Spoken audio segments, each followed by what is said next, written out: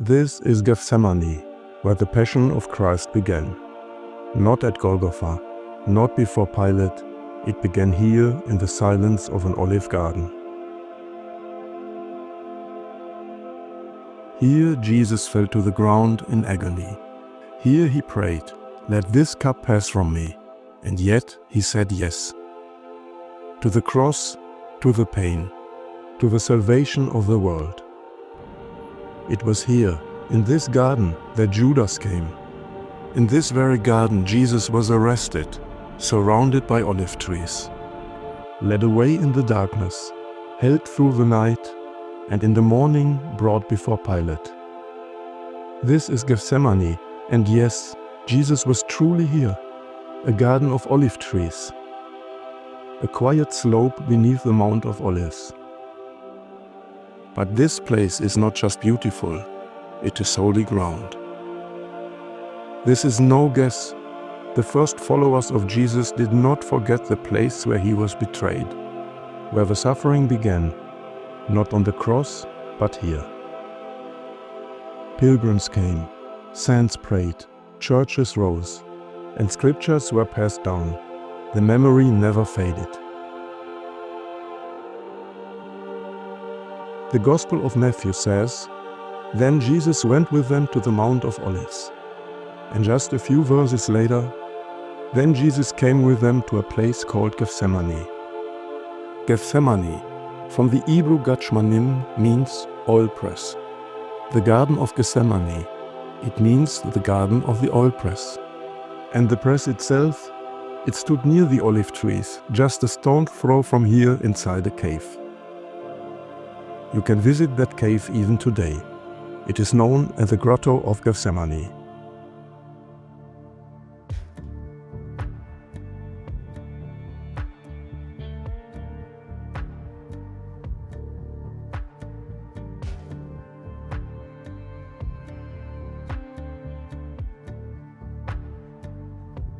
A quiet place, low, dark and still. A small shelter beneath the earth, where the disciples may have waited, unaware of what was to come. While outside, under the olive trees, Jesus stepped into the night, alone. And when you walk here today, you walk where Jesus walked. You stand where he stood, and yes, where he wept. Have you ever been here? Would you want to come?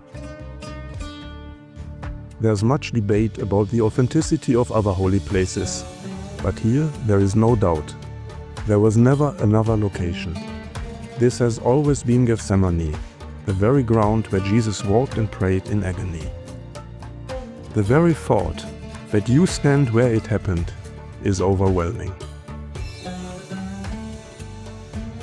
Look at these olive trees. They are ancient. Some are over 800 years old, and yet they still live. Because olive trees do not grow old the way we do. They send out new shoots, new life rising from what came before, and so they endure, not for centuries, but for millennia. These trees are not just old, they are connected. Scientists have found something remarkable.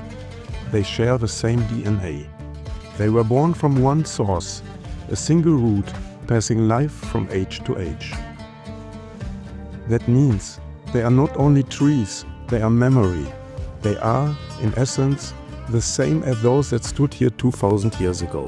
A silent family, watching in the shadows, witnesses of that night.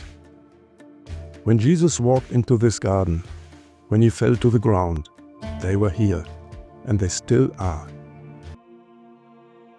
Now come with me into the church. It stands right next to the Garden of Gethsemane. It is called the Church of All Nations, also known as the Basilica of the Agony, because Jesus prayed here in deep anguish.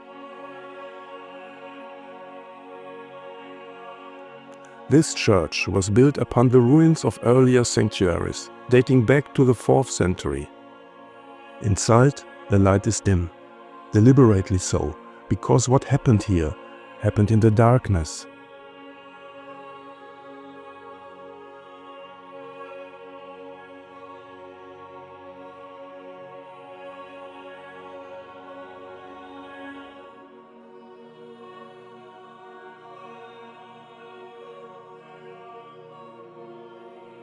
And then, just ahead, at the altar, something extraordinary. You see no golden shrine, no statue. You see the earth itself, the bedrock, still here, still as it was. According to tradition, this is the very stone where Jesus fell to the ground in prayer. The church was built above it, but the rock was left exposed on purpose. Here, at the foot of the Mount of Olives, every olive branch, every stone, every shadow still carries the weight of that night. You can reach out your hand, touch the stones, pray here as Jesus did. Touch the silence, touch the place where heaven began to bleed.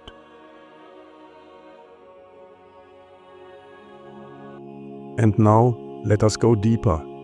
What happened here was not only visible, it was spiritual.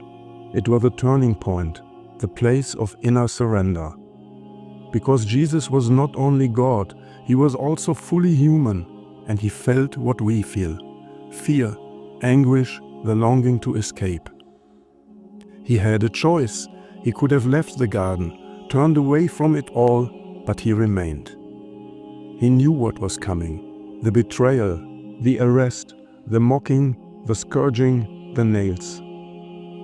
2 days before his death, Jesus turned to his disciples and said, "You know that in 2 days it will be Passover, and the Son of Man will be handed over to be crucified." He saw it all before it happened, and the fear became almost unbearable. Then, beneath the olive trees of Gethsemane, he told them, "My soul is sorrowful, even to death." After that, he stepped away, alone, into the night, into the silence, and fell to the ground. His followers had fallen asleep, though he had asked them to stay awake with him. He prayed, feeling utterly alone, and said, "My Father, if it is possible, let this cup pass from me, yet not as I will, but as you will." Luke writes, "He was in such agony that his sweat became like drops of blood falling to the ground." Today, medicine knows this rare condition, hematidrosis. It occurs under extreme emotional stress. Tiny blood vessels rupture and mix with sweat. That's how deep his anguish was.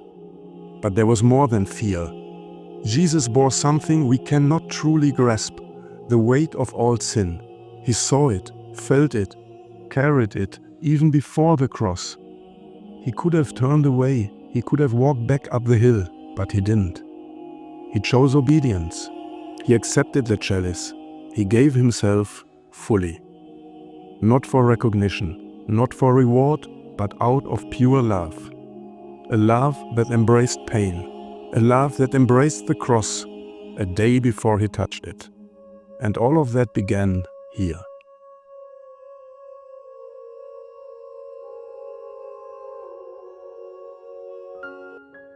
Now, what does this garden mean to you? Maybe you've been here. Maybe you've walked beneath the trees, touched the stone, stood in silence. Or maybe not yet. Maybe you're seeing it now as it truly is: holy ground. The place where Jesus truly prayed, where the suffering began, not in body, but deep in the soul. This garden still speaks. It speaks of surrender, of love that does not run, of a God who became man, who saw the pain and still said yes.